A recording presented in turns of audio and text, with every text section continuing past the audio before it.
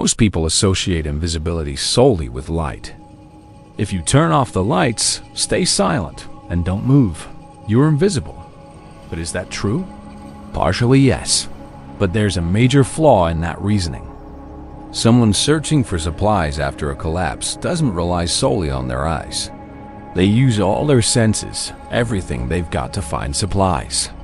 And without even realizing it, you're broadcasting through every channel, making it easy for them to find you. There are 7 things you need to watch out for, 7 things that can prevent you from turning a prepared, safe, and well-equipped shelter into a target. Chances are, you're doing at least 3 of these right now. So which ones are you doing? Share them with me in the comments. 1. Generator.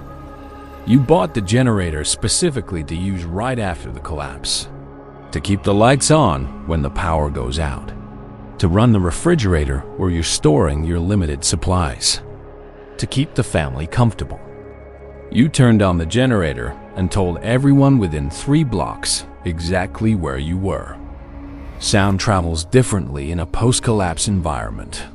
Think about shouting from the top of a mountain and how your voice carries. There's no traffic, no machine noise, no background noise. The sound of a small generator can be heard up to 300 meters away in an open area. A medium-sized generator can be heard from 800 meters away, and a large one from nearly 1.5 kilometers. In complete silence, however, the sound of your generator echoes like a signal flare burning in the dark. And that flare says one thing: this person has power. Power means resources. Resources mean it's worth taking a risk. Sound insulation significantly reduces this risk. Insulation made from 4 cinder blocks and a thick blanket will reduce the noise by 15 to 20 decibels. Run the generator during the day. Ambient noise will mask it. Better yet, don't run it at all. A solar-charged battery system makes no noise, no sound, no signal, no target. 2. Smoke. You're cold. You built a fire to stay warm. It seems logical. That column of smoke is easily visible from half a mile away in the open air. In the early days of the collapse, everyone scanning the horizon for a source is looking for exactly that signal coming from you. The smell makes it even worse. The smell of a wood fire carries farther than the smoke's visual range. Depending on the wind direction, it can travel over a kilometer. This isn't just a source signal. It's a clear invitation. Use a small gas stove indoors, no smoke, minimal odor. Cook your meals during the day, not at night. Heat movements are more easily tracked at night. 3. Light leakage. You closed the curtains. You hung up the blankets. You told yourself, I'm safe. But you forgot about the light escaping from the windowsill, under the door, and through the ventilation vent. In a dark neighborhood, this light leak can be seen from nearly half a kilometer away. Once the human eye is adapted to the dark, it can detect even very small light sources. This is an evolutionary mechanism, one that's 100,000 years old. This 100,000-year-old legacy will soon reveal your location to those searching for you. There's only one way to test your light discipline. Go outside and look at your home from the outside. Check every side of the house. If you can see the light, so can someone else. Use black plastic sheeting, tape, and a thick blanket to block any light leaks. More importantly, use a red light to meet your lighting needs. It won't disrupt your dark adaptation. It's nearly invisible from the outside. A small investment, a big difference in safety. 4. Trash. This is perhaps the item that all preppers underestimate, and it's likely the most dangerous. A week's worth of trash from a group of 3 tells a story. There are people here. They're eating regularly. They're thinking long-term. They don't plan on leaving. They also have the resources needed to survive. Medicine bottles, vitamin packaging, canned food labels. In fact, the pile of trash you throw out there is a valuable source of information. And this information poses a serious threat when it falls into the hands of someone who knows how to use it. Bury the trash. Make sure it doesn't give off any odor.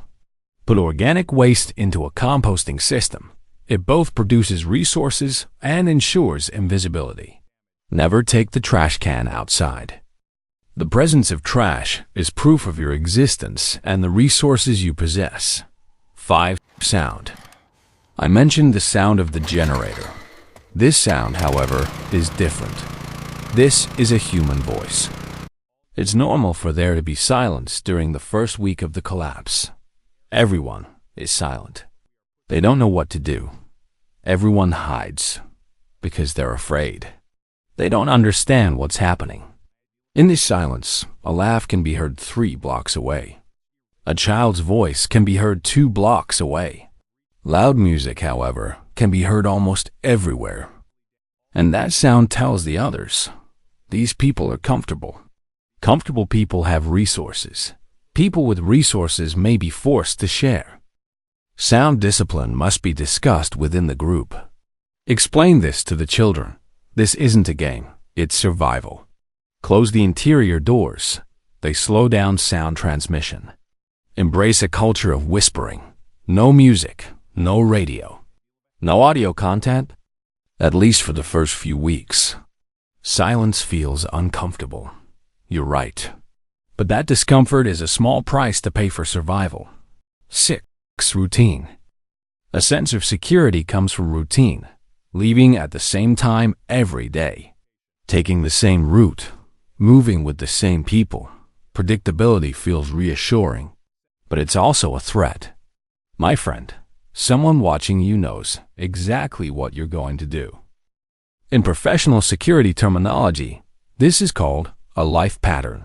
If you follow someone, you don't learn where they're going. You learn when they're going. Then you use time, not information.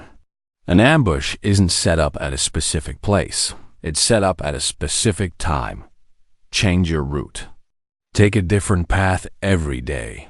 Vary your departure time. Be completely unpredictable. Moving in a group is always safer than traveling alone. Even 2 people make a big difference. Set turnaround points in advance so the group knows what to do if you don't return. This isn't a rule. It's a protocol. Unpredictability is the silent weapon of survival. 7. Resource indicators. This is the most important item on this list. The solar panel on the roof says, the survivors in this house are energy independent. The water tank in the yard says, the people in this house have a water supply. The vegetables in the garden say, the people in this house are prepared for a collapse. They're thinking long term. All of these are signs of good preparation. And all of them can lead to serious dangers when seen by the wrong eyes. Invisible preparation is always safer. Solar panels should be in the backyard, behind a low-profile fence, not on the roof. Water tanks should be indoors or under a camouflage cover. The vehicle should be in the garage or covered. No one but you should know how prepared you are, not even your family. The house that appears most prepared before the collapse is the safe house. That's why the house that appears most prepared after the collapse is the first target. That night, the people in that house did everything right. Their weapons were ready. The doors were locked. They had a plan. But they turned on the generator. The smoke from the chimney sent a "I'm here" message nearly 3 kilometers away. Light seeped from the windowsill. A trash bag was in front of the door. And that silhouette in the darkness, 3 blocks away. Read all of this. Preparedness consists of 2 parts: gathering resources and protecting those resources. Most survival content teaches only the first part. Without the second part, the first part is an invitation. Right now, how many signs of resources are visible from the outside at your shelter? Share in the comments. I read them all. In the next video, research conducted after Hurricane Katrina showed that 60% of the threats that occurred in the first 72 hours came from someone the victim knew. The biggest threat isn't out there. It's sitting at your table.